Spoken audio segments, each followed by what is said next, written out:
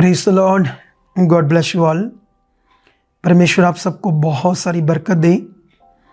मैं विश्वास करता हूँ कि परमेश्वर की शांति आप लोगों के मनों में राज करे और आप प्रभु यीशु की इच्छा में बहुत ज़्यादा बढ़ो। तो अभी आप लोगों ने इस वीडियो का थंबनेल देखा। किसी ने भी कमेंट्स करना है जैसी उसकी इच्छा है, या विरोध में या मेरे खिलाफ या बुरी बात कर सकता है, लेकिन थंबनेल देखकर नहीं, क्योंकि थंबनेल में जो लिखा है उसके बारे में पहले सुनना पड़ेगा आपको। क्योंकि जो अभी मैं आप लोगों को मैसेज देने वाला हूँ, जो आपसे बात करने वाला हूँ, वो बहुत बड़ी है और निश्चय मैं बिलीव करता हूँ इन बातों में कोई विरोध नहीं है, कोई भी फालतू विषय नहीं है। इन बातों में इतनी ज़बरदस्त उन्नति होगी आपकी, आपको इतनी बरकत मिलेगी इन बातों से कि आप प्रभु यीशु मसीह में बहुत सारा बढ़ोगे। थंबनेल में एक तो मेरे ऊपर इल्ज़ाम लगाया किसी ने कि मैंने फायर को शैतान की चीज़ कहा है, ऐसा करके किसी ने पोस्ट पाई। इसका भी आंसर देते हैं। और दूसरा, हमारी मिनिस्ट्री में हमारे टीम मेंबर को कॉल्स आई किसकी, अन्य जातियों की या प्रभु के लोगों की, और जिसमें धमकी दी गई मेरे बारे, उसकी भी बात करते हैं। इसलिए आप ये करते हैं, लेकिन पहले आपकी बड़ी उन्नति की बात करते हैं परमेश्वर के वचन से, ठीक है। तो इसे बड़े दिल से प्रभु का वचन समझकर हम सुनेंगे आराम से इस वीडियो को, क्योंकि सच्ची इसमें बहुत कुछ है। क्योंकि जो परमेश्वर का राज्य है वो क्या है, जैसे पॉलिटिकल पार्टीज और परमेश्वर का राज्य समझना पड़ेगा, सेम तो नहीं हो रहा कुछ। तो इसमें भी कई सारे पॉइंट हैं। तो इसलिए मैं आप लोगों को शुरू करूंगा आज का टॉपिक, आज का विषय, आज का मैटर, आज की सारी गलबात। थोड़े दिन पहले मुझे किसी ने एक वीडियो सेंड किया जिसमें एक सेवक, प्रभु के दास, ऐसे बोल रहे थे कि कुछ लोग कहते हैं ऑयल क्या है, ये रुमाल क्या है। तो फिर वो बोलते हैं, मैं इन आत्मिक अनपढ़ों को बताना चाहता हूँ कि जो एक रुमाल के ऊपर वचन लिखा जाता है, फिर उस पर प्रार्थना की जाती है, और जब लोगों पर टच किया जाता है तो उससे ऐसा इसलिए किया जाता है कि ताकि लोगों को वो वचन याद रहे बाइबल का, जिसमें लिखा है यीशु मसीह के कोड़े खाने से, मार खाने से तुम चंगे किए गए। वीडियो थोड़ी सी लंबी होगी लेकिन इंटरेस्टेड है, बहुत भला होगा आपका। टाइम निकाल कर सुन लेना, सुनकर ही कमेंट करना जैसा मन करे, ठीक है।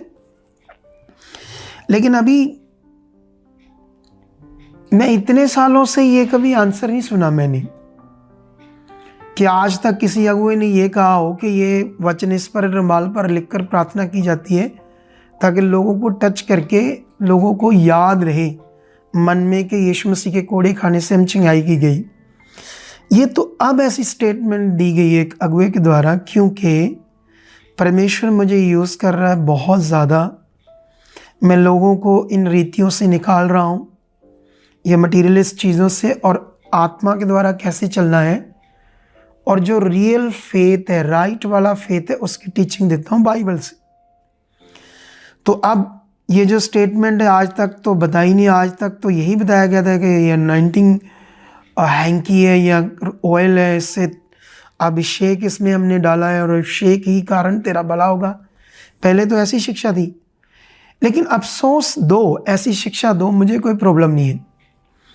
लेकिन ऐसे बात करना कि इन आत्मिक अनपढ़ों को, या कभी कहना इन मूर्खों को, कभी कहना इन कुत्तों को, मुझे ये बात नहीं समझ आती।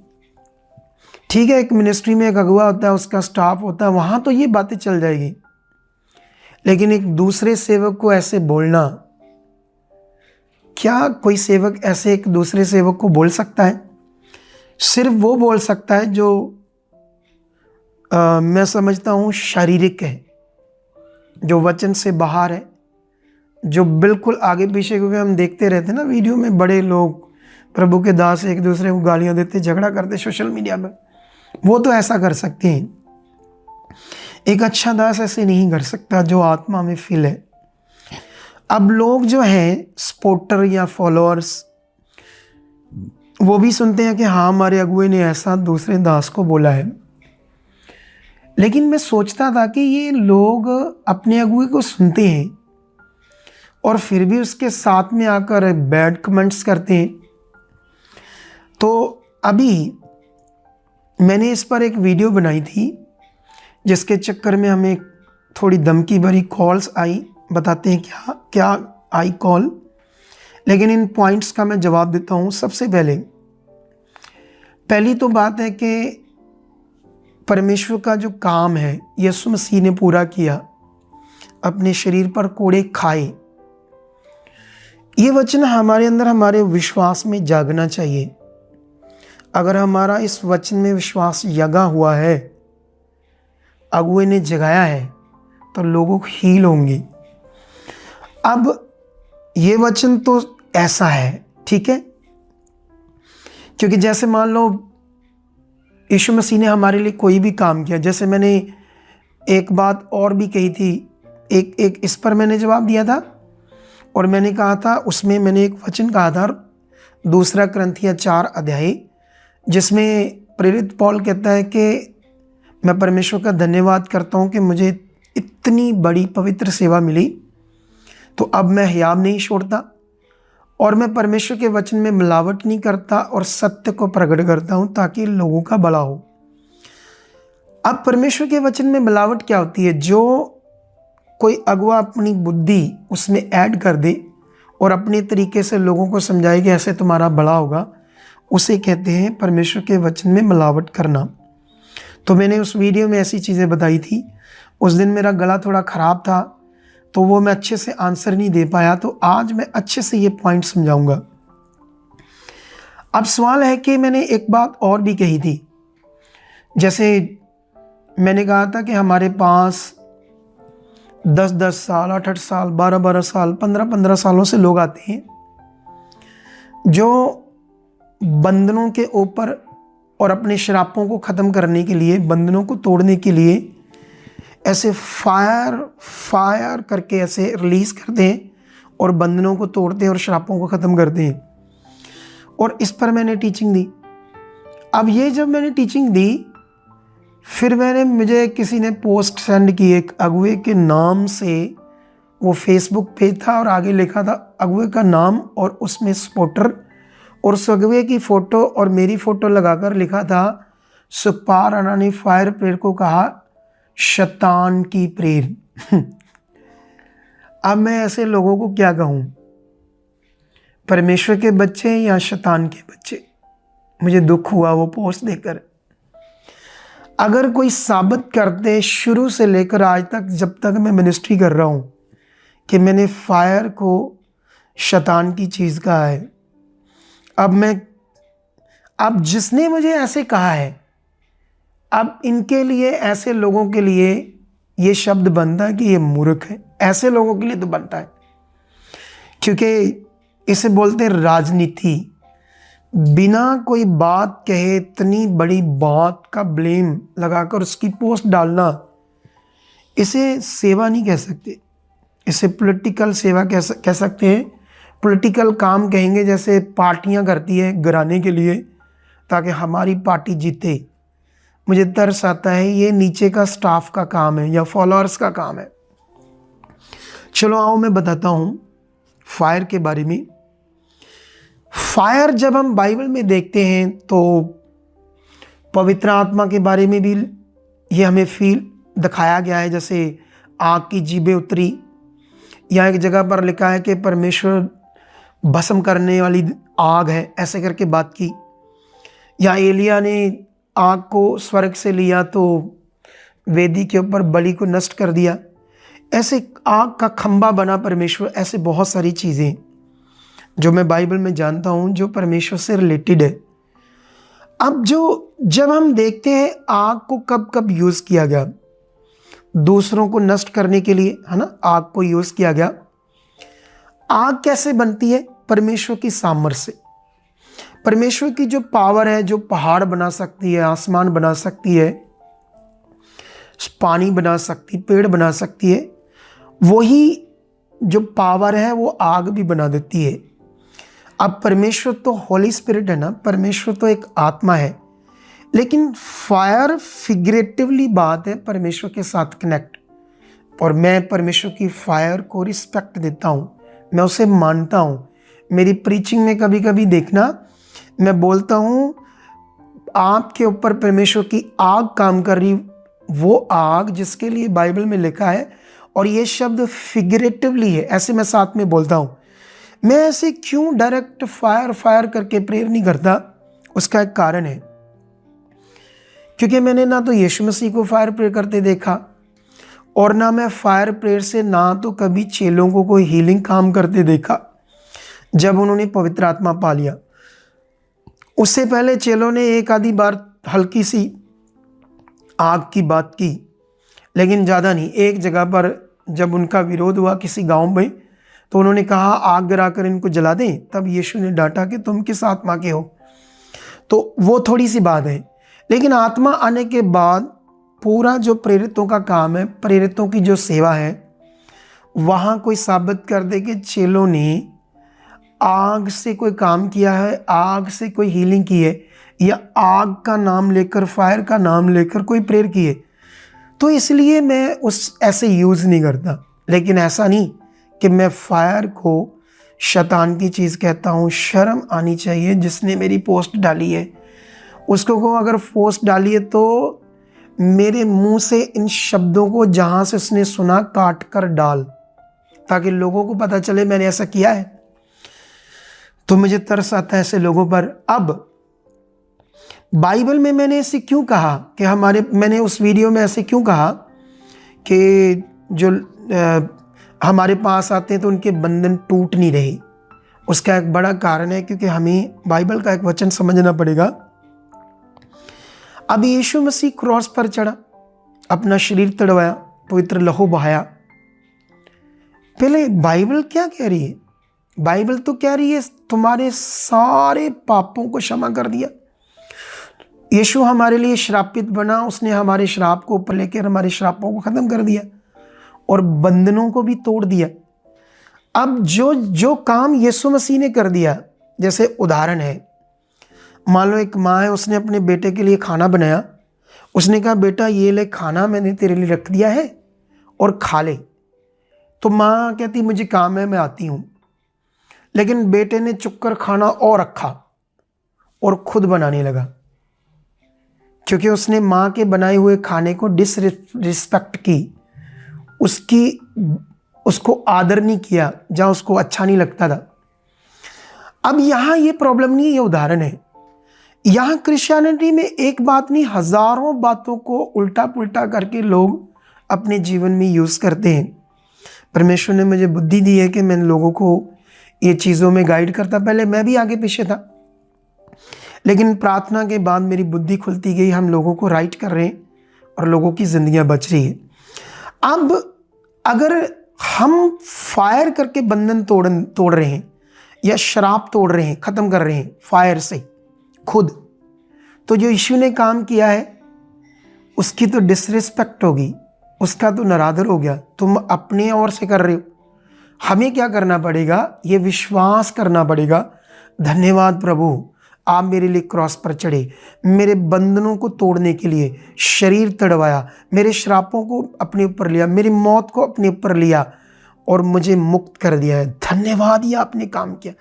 मैं बिलीव करता हूँ ये वचन आपका मेरी ज़िंदगी में पूरा हो चुका है, और आपका वचन भी कहता है यीशु ने मुझे आज़ादी के लिए आज़ाद किया।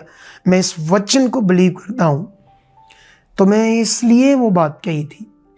मैंने ये नहीं कहा था कि फायर जो है वो रॉन्ग चीज़ है। मैंने तो उस बात को कहा था कि आप जो यीशु ने किया उसके ऑपोजिट फेथ कर रहे हो, मतलब रॉन्ग अप्लाई कर रहे हो चंगाई के लिए, जिससे लोगों की चंगाई नहीं होती।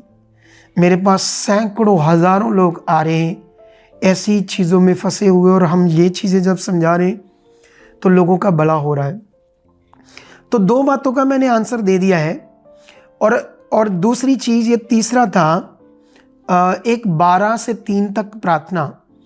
तो 12 से 3 प्रार्थना भी बाइबल में कहीं नहीं किसी अगुए ने किसी भी जगह पर, या प्रभु यीशु ने, अगुए ने, किसी नबी ने या प्रेरित ने कहा कि 12 से 3 प्रार्थना करो बाइबल के अंदर।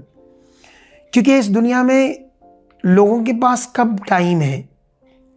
जब टाइम होगा तब करेंगे ना। मतलब जैसे किसी का रात को मान लो 12 बजे से काम शुरू होता है, सुबह 7 बजे तक किसी का सारा दिन काम होता है, वो थक जाता है, तो उसके पास शाम को टाइम है, फिर सुबह काम पर जाना है।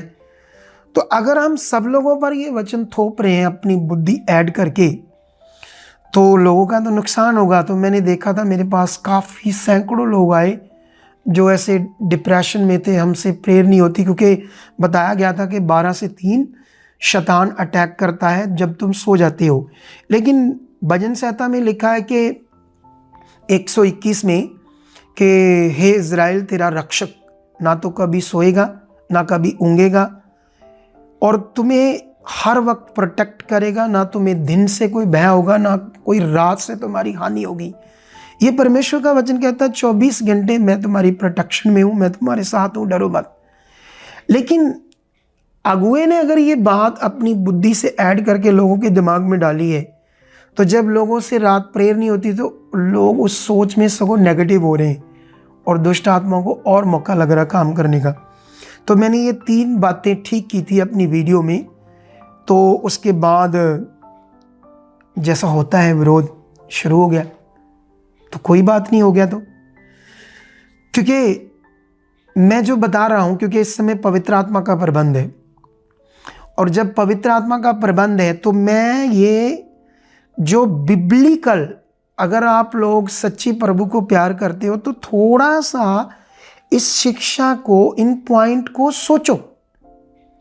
अगर आपने नहीं सोचा तो मेरा विरोध किया, मुझे गालियां दी, तो याद रखना मेरे अंदर पवित्र आत्मा काम करता है, क्योंकि मैं दुनिया की किसी शारीरिक रीति पर विश्वास नहीं करता। मैं ये बिलीव करता हूँ कि मेरे अंदर स्पिरिट, और स्पिरिट मेरे अंदर काम कर रहा है। मैं प्रेयर करता हूँ, मैं कहता हूँ आत्मा मुझे यूज़ कर रहा है।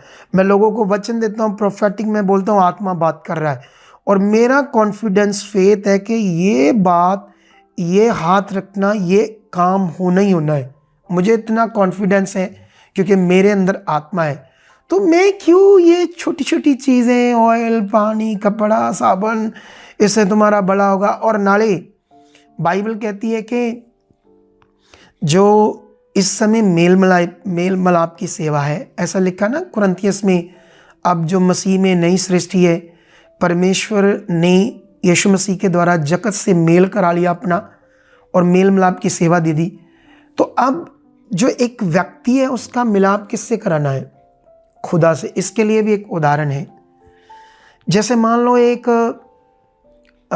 मुख्यमंत्री है या एमपी है, कोई आम बंदा है, तो कोई बंदा मुख्यमंत्री से उसकी बड़ी दोस्ती है, जानकार है, एक उसका आगे दोस्त है, तो उसने अपने दोस्त को मुख्यमंत्री से मिलाया और उससे बातचीत कराई और उसका नंबर भी ले दिया और कहा कि ये मेरा फ्रेंड है, जब भी किसी मुश्किल में होगा मंत्री साहब आप तो मेरे फ्रेंड हो, इनका काम करना है।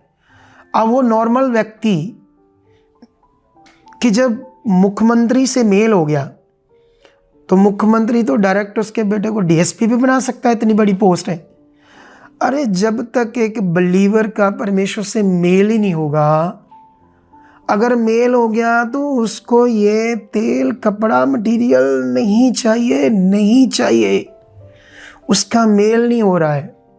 उसके सोचों में यीशु है, उसके सोचों में वचन है, बहुत सारी बातें हैं, लेकिन एक्चुअली वो क्लैरिटी नहीं है मिलाप की, कनेक्शन की। इसीलिए लोग परेशान हैं। इसी लोग आज भी बंधन तोड़ रहे हैं, क्योंकि जो यीशु मसीह ने तोड़ दिए, आज भी शरापों को ख़त्म कर रहे हैं जो यीशु मसीह ने ख़त्म कर दिए। तुम फेथ ही गलत कर रहे हो तो हालातों में तो रहोगे। और मैंने इसी को ठीक किया, और मैंने किसी अगुए का नाम नहीं लिया। अगर किसी अगुए ने पोस्ट डाली है पुलपट पर अपनी पुलपट को हथियार की तरह यूज़ करना और दूसरे सेवकों को लज्जित करना, उन्हें ये साबित करना इन्हें कुछ आता ही नहीं है, सब कुछ मुझे आता है, तो जो बेचारे, मैं तो अंधभक्त कहूँगा उन लोगों को जो ये फ़र्क ही नहीं समझ रहे टीचिंग का, शिक्षा का। तो मैंने ये वीडियो डाली थी जिसका मैंने दोबारा जवाब दे दिया। उसके बाद उसी वीडियो पर मैं कमेंट्स देखता हूँ, कहते ये ना क्रूसड देख के डर गया इसलिए ऐसी वीडियो बना रहा है। मुझे ना लोगों पर हंसी आती है। मैं खुदा का दास हूँ, मैं भी क्रूसड करता हूँ बड़ी बड़ी, और हमारा भी बहुत बड़ा क्रूसड होने वाला है।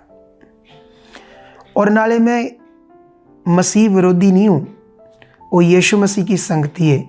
मैं जानता हूँ अगर मेरे अंदर उस संगति के लिए खुशी नहीं, आनंद नहीं है, तो प्रभु मुझे बड़ा इस्तेमाल नहीं करेगा, अच्छा इस्तेमाल नहीं करेगा। मैं वचन जानता हूँ, मुझे खुशी है।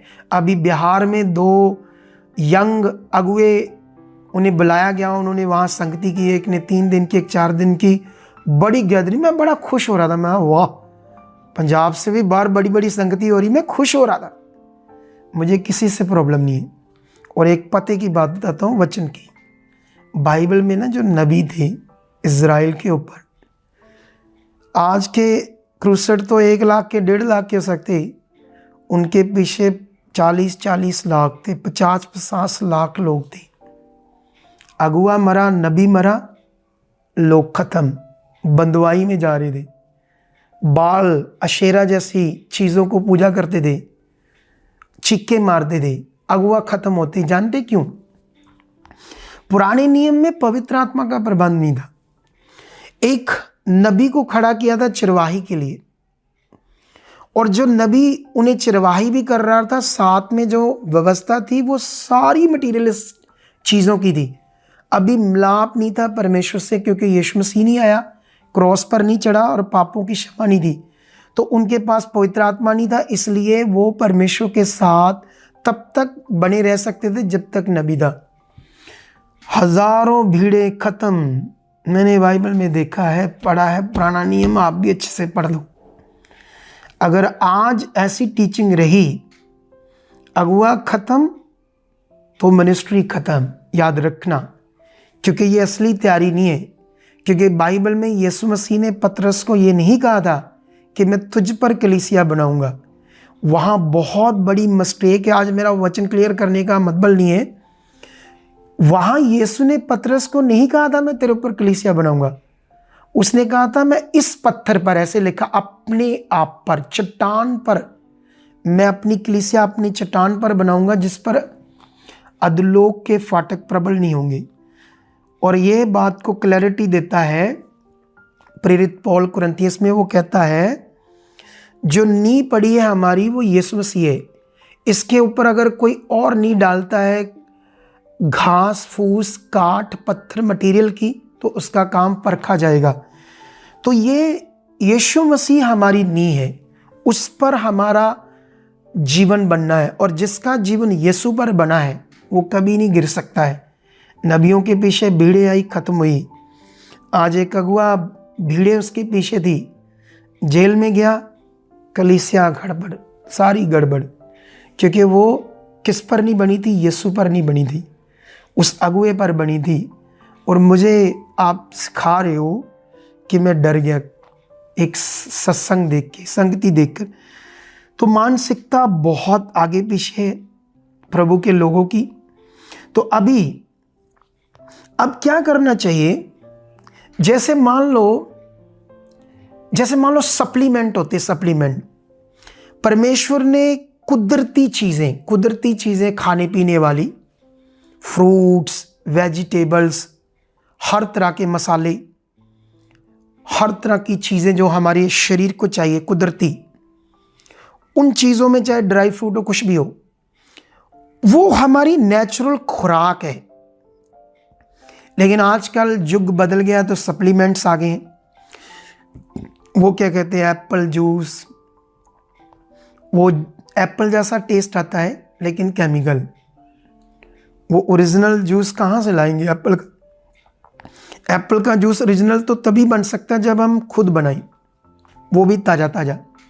लेकिन जो पैकेट्स में वो सप्लीमेंट्स है, तरह तरह के रियल जूस, तरह तरह के सप्लीमेंट्स, बॉडी में ये होगा, विटामिन डी सी फलाना कम हो गया है, गोलियां हैं, टैबलेट है, तो वो तो हमारी खुराक में था सब कुछ नेचुरल जो परमेश्वर ने बनाया था।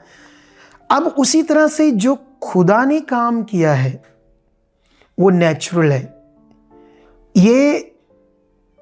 ये जो सारे जो मटीरियलिस्ट चीज़ें ना, ऑयल, कपड़ा, कुछ ना कुछ ऐसी चीज़ें, ये उसी तरह से ना उनको, क्योंकि वो सारे सप्लीमेंट तो हानिकारक है बॉडी के लिए, तो मैं सेम समझता हूँ इसको, सेम।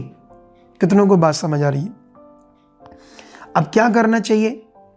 जो इनको मानता है मानी, मुझे कोई आपत्ति नहीं, लेकिन जो खुदा ने मुझे काम दिया है मेरे पास, आप हमारे YouTube चैनल सुखपाल आनंद मिनिस्ट्री पर आओ, लाइव देखो, संडे वीरवार। आपको हर मीटिंग में 10 साल, 15 साल, 18 साल, 12 साल, 10 साल, 5 साल ऑयल यूज़ कर रहे, कपड़ा यूज़ कर रहे, ऐसी हज़ारों टेस्टमनी आई जा रही है। अगर मैं गलत हूँ, परमेश्वर की वो राइट चीज़ है ऑयल, ये सब कपड़ा, तो फिर वो लोग जो इतने सालों से परेशान है, इतने दुखी उन चीज़ों को यूज़ कर रहे, वो हील क्यों हो रहे? अब ये ना कह देना ये शैतान से हो रहे हैं क्या पता आपका, आप बोलो ये शैतान से हो रहे, ये पवित्र आत्मा कर रहा है। क्योंकि मैं खुदावंद यीशु पे विश्वास करता हूँ, लोगों को करवाता हूँ, और पवित्र आत्मा के जीवन की बात करता हूँ, जो अंदर से अटर्नली वचनों के साथ चलकर प्रैक्टिकल जीते हैं। तो इसे कोई भी 100 बंदा खड़ा कर लो, अगर एक जगह मैं बैठ जाता हूँ, एक जगह वो अगुआ बैठ जाता, कोई भी जो कहता है तेल चाहिए, कपड़ा चाहिए, ये प्रार्थना की हुई चीज़ें चाहिए, तो मैं कहता हूँ नहीं, विश्वास चाहिए, वचन चाहिए, प्रैक्टिकल चाहिए, पवित्र आत्मा के द्वारा चलने का प्रैक्टिकल चाहिए। 100 बंदा न्याय कर देगा सही कौन है, गलत कौन है। अब ये बातें जो मैं आपको समझा रहा हूँ, अभी मैंने कुछ पॉइंट्स लिखे थे ताकि मैं आपको और भी जो भी ऐसे लोग विरोध कर रहे हैं उनको मैं समझा सकूं कि हमारा मकसद क्या है। मेरा मकसद बिल्कुल भी नहीं है, क्योंकि मैं जानता हूं कि जो अपने आप को दीन करेगा परमेश्वर से ऊंचा करेगा। अब न्याय तुम करो। क्या मेरे मुंह से आज तक किसी अगुए को मैंने मूर्ख कहा है या आत्मिक अनपढ़ कहा है? उस वीडियो में मैंने कहा, हाँ, जो मैंने वीडियो डाली, मैंने कहा जो बोल रहा मुझे तो वो लगता है आत्मिक अनपढ़, क्योंकि एक तरफ कह रहा कि ये रिमेंबर कराने के लिए, याद कराने के लिए वचन को, तो बाइबल में तो ऐसा कोई नियम नहीं है। अरे हम किस लिए लोगों को हर बार पुलपट के ऊपर लोगों को टीच करते हैं, परमेश्वर का वचन देते हैं, तो वो तो इतना फेमस वचन है, हर बंदे को याद है। लेकिन वो जो वचन है ना, लोगों के अंदर, उनके विश्वास के अंदर जगाना पड़ेगा। यीशु मसीह ने बंधन तोड़े हैं, श्राप खत्म किए हैं, इसमें ये वचन लोगों के विश्वास के अंदर जगाना पड़ेगा। तेल, पानी, कपड़ा, मटेरियल उनका विश्वास कमज़ोर कर देता है। मैंने खुद ये अपने जीवन में देखा है, मैंने ये चीज़ें यूज़ की है, लोगों को भी करवाई है, लेकिन मेरा इन चीज़ों से मन सा अजीब सा होता था। मैं प्रेयर करता था, इसीलिए परमेश्वर ने मेरे जीवन से ये मटीरियल चीज़ों को दूर किया है। लेकिन जो यूज़ करते हैं वो करें, मुझे कोई आपत्ति नहीं है। लेकिन अभी इन सारी बातों के बाद मैं बताना चाहता हूँ कि हाँ, हमारी टीम को कॉल आई। वो कहते थे, बदतमीजी से बात कर रहे थे कि हम बलीवर्स हैं, हम ऐसे हैं, लेकिन उन्होंने तो नहीं बताया हम कौन है, ना ही हमने पूछा, मेरे खिलाफ बोल रहे थे। लेकिन ऐसा वो क्यों कर रहे थे? मतलब जैसे मान लो कोई सेवक कुछ बोलता है, अगर वो किसी को मूर्ख या अनपढ़ आत्मिक बोलता है या कुत्ते बोल देता है किसी सेवक को, या मूर्ख करके बात करता है, एक सेवक उसको आंसर देता है। तो जब आंसर देता है तो ये सेवकों की बात है, ठीक है। तो जब ये सेवकों की बात है, तो जो जैसे मान लो दुनिया में बाबे होते हैं ना, बाबे, जैसे अलग अलग डेरे हैं, तो उनके बाबाओं के साथ कोई बुरा बोलता है करता तो उनके भक्त विरोध करते हैं लोगों का। तो क्या हम सेवक लोग बाबा लोग हैं? क्या हमारे लिए उद्धारकर्ता जो है वो तो यीशु है। हमारा विश्वास बनाने वाला कौन? एक सेवक यीशु के ऊपर। हमारी जो आंखें वो किस पर लगी रहनी चाहिए? यीशु मसीह खुदावंद के ऊपर। अगर बाबाओं वाला हिसाब हो गया कि हम अपने अगुए की थोड़ी सी बात सुनकर दूसरे अगुए के विरुद्ध झूठी पोस्टें पा रहे हैं, गंदे गंदे कमेंट्स कर रहे हैं, तो ये तो बाबा सिस्टम हो गया। मैं भी सेवक हूँ उसी का, मैंने ऐसा कुछ नहीं कहा और ना ही मेरी कोई स्टेटमेंट है किसी अगुए के प्रति उनको ऐसा कुछ बोलना। अगर किसी अगुए ने बोला तो मेरा मतबल बनता उसे आंसर देना। अगर मैंने आत्मा से दिया है तो वो अगुआ आत्मा से जवाब दे दे, दैट्स इट। लोगों को इसमें कोई प्रॉब्लम नहीं होनी चाहिए। अगर फिर मैंने प्रेयर की, मैंने कहा परमेश्वर मैंने तो ऐसा कुछ नहीं किया, तो ये बेचारे लोग ऐसा क्यों करते हैं, ये इतने गलत गलत कमेंट्स क्यों करते हैं। मैं प्रार्थना कर रहा था और परमेश्वर ने मुझे दिखाया, परमेश्वर कहते नहीं, कभी भी उनके बिलीवर्स नहीं कमेंट्स करते हैं, वो खुद ड्यूटी लगाते हैं अगुए अपने स्टाफ की, लोगों को बताओ ये कमेंट्स कराओ, ये कमेंट्स करो। सच्ची मुझे परमेश्वर ने ये दिखाया था। और जब दिखाया तो उसके बाद ना क्या होता है, 2 महीनों के बाद, ये बात होने के बाद 2 महीनों के बाद मेरे पास हरियाणा से कुछ फैमिलीज़ आती है। वो बड़े परेशान थे, किसी मिनिस्ट्री के साथ जुड़े थे और बड़े हालातों में थे, कर्जों में थे, बड़ी मुश्किल थी, बहुत हालात थी। मैं उनसे मिला, उनको रोना आ गया मुझसे मिलकर। फिर मैंने उन्हें राइट शिक्षा बताई, फिर उनकी दुष्ट आत्माएं गई, हालात जाने लगे। फिर उन्होंने मुझे बताया कि हमें एक बार हम सेवा करते थे ब्रांच में, तो हमें अगुओं की ओर से मैसेज आता था कि इस वीडियो पर ये कमेंट करो। मैंने कहा तेरी प्रभु आपने तो मुझे सही दिखाया, तो ये तो राजनीति की तरह होगी सेवा। आए, मैं 23 साल से प्रभु में हूं, ठीक है। ये 12-13 साल, 10-12 साल से क्रिश्चियनिटी बिल्कुल गड़बड़ हो रही है। इससे पहले जो क्रिश्चियनिटी होती, भले ऐसा बोलबाला नहीं था प्रभु के लोगों का, लेकिन सेवकों का एक रुतबा होता था। कभी भी कोई बलीवर एक दूसरे सेवक के ऊपर ऐसी बातें नहीं करते थे, ऐसा रुतबा होता था सेवकों का। आज कुछ अगुओं ने इस चीज़ को ना ऐसे अजीबोगरीब कर दिया, अगुओं का वो जो रुतबा ही ख़त्म कर दिया। नए नए लड़के खड़े हो गए हैं, ना वो तैयार हैं, पैसे का लालच हो गया है, बॉन्सर चाहिए, गाड़ियाँ उसको देखते एक पास्टर के साथ 500, 300, 200 लोग हैं, 4 बॉन्सर है, कार है, आगे पीछे लोग हैं। वो उसकी महिमा ग्लोरी देखता, वो कहता उसके ही नीचे सेवा करने वाले सोचते हो मुझे भी चाहिए। तो ये दौड़ लग गई है ग्लोरी की, ऐसे महिमा की। मुझे परमेश्वर ने 2 साल पहले बताया था कि पंजाब के ऊपर संताप आएगा, अब आने वाला है। इन्हीं चीज़ों के कारण अगर ये एकता नहीं आई, अगुओं ने प्रार्थना नहीं की, अपने नीचे के लोगों को राइट शिक्षा नहीं दी, विरोध कराना एक दूसरे का बंद नहीं कराया, तो शैतान यहाँ परसिक्यूशन लेकर आएगा, देखना। तो क्योंकि ये बड़ी गंभीर बातें हैं जिन्हें हमें ठीक करना है। सो मेरे कहने का मतलब, जिसने भी कॉल की खुदा उसे भी बरकत दे, क्योंकि जो भी उसने बदतमीजी से हमारे लोगों से बात की, धमकी से, तो हमें तो कोई परवाह नहीं, परमेश्वर का भला करे। कौन थे कौन नहीं थे हमें कुछ नहीं पता, और ना ही हमने ज़्यादा बात की। तो जो फायर के लिए, फिर मैं कहता हूँ फायर खुदा की पावर से काम करती है। मैं उसे अपने शब्दों में इतना ज़्यादा यूज़ नहीं करता, बहुत कम यूज़ करता हूँ। उसका कारण है कि यीशु मसीह ने फायर करके कोई प्रार्थना नहीं की हीलिंग करने के लिए, ना चेलों ने की। और चेलों ने इतने साल सेवा की यीशु मसीह के जाने के बाद। दिखाओ अगर उन्होंने कहीं, क्या कहते हैं उसको, कोई ऑयल मटीरियलिस्ट चीज़ यूज़ की और लोगों को शिक्षा दी हो कि यूज़ करनी है, और उन्होंने संगतियाँ की, इकट्ठ किए, उनमें दिखाओ कोई मीटिंग में ऐसा कुछ किया है। जब उन्होंने नहीं किया, जब वो प्रीच कर रहे थे सुसमाचार की, देखो अब वो वचन है प्रेरितों की बुक 19 का 11 और 12। ये गंभीर वचन है। मैं ट्रांसलेशन की बात करूँगा।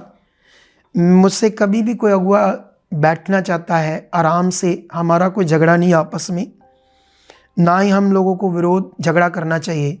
शिक्षा को लेकर हम बैठ सकते, कभी भी कोई किसी की गलत फहमी है तो।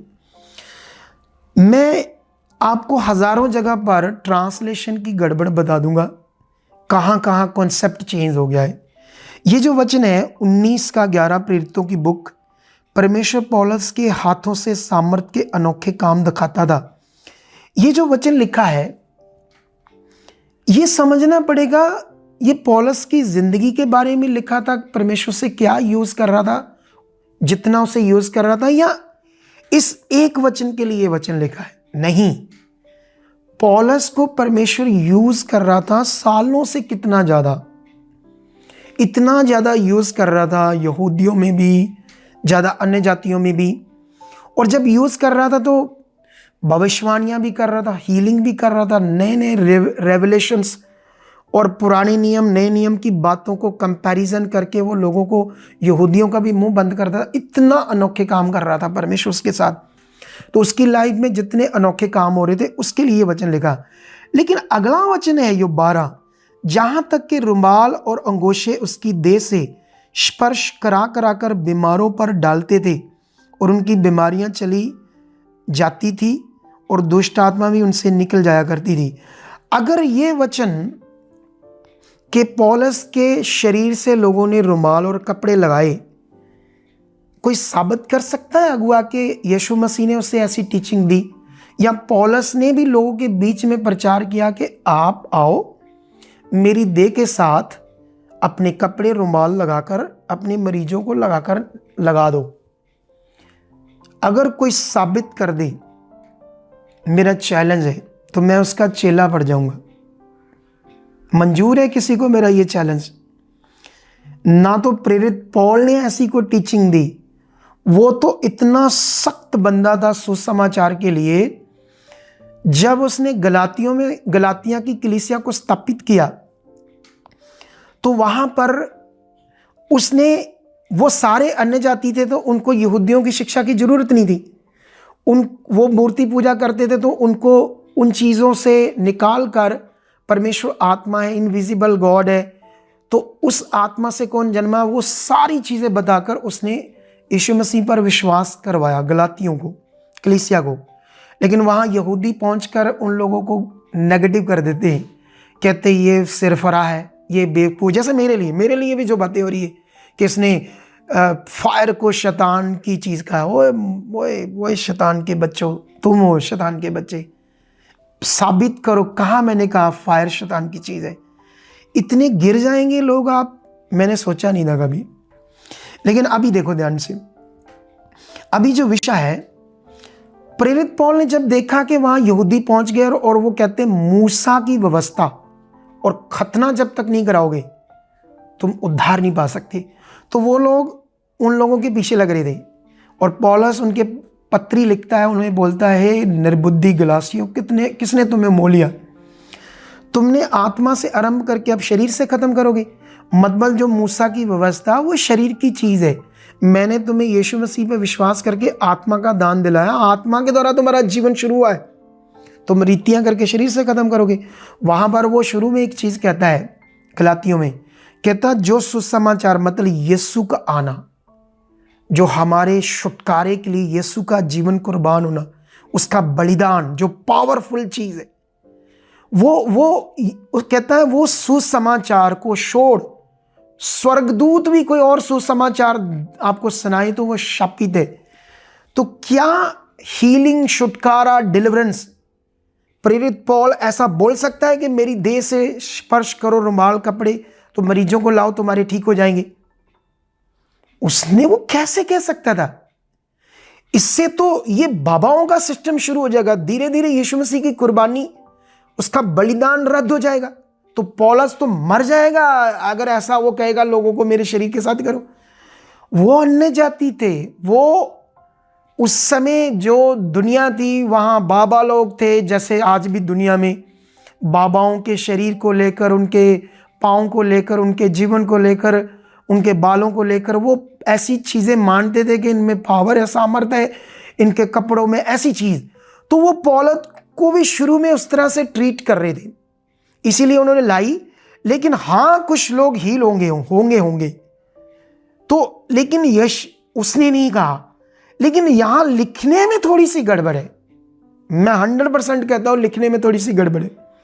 लेकिन उसके बाद क्या, ये 19 अध्याय है, इसके बाद पता नहीं कितने सालों का, 20 साल, 30 साल, 25 साल का रिकॉर्ड आगे उसकी सेवा का दिखाओ।